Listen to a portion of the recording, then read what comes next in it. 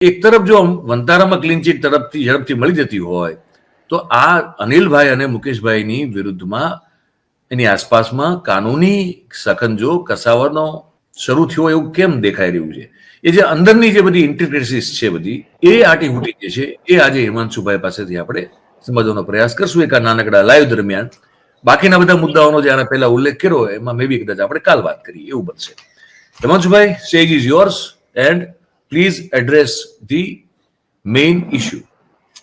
જી, એટલે નમસ્કાર ગુજરાત રિપોર્ટના દર્શકોને, જે કોઈ આ કાર્યક્રમ જોઈ રહ્યું છે, જે કોઈ આ કાર્યક્રમ જીવંત બનાવી રહ્યું છે અને જીવંત રીતે જોઈ રહ્યું છે. બહુ સરસ તમે આખી જે ઘટનાક્રમ આખો વણી લીધો કે શું શું થઈ રહ્યું છે.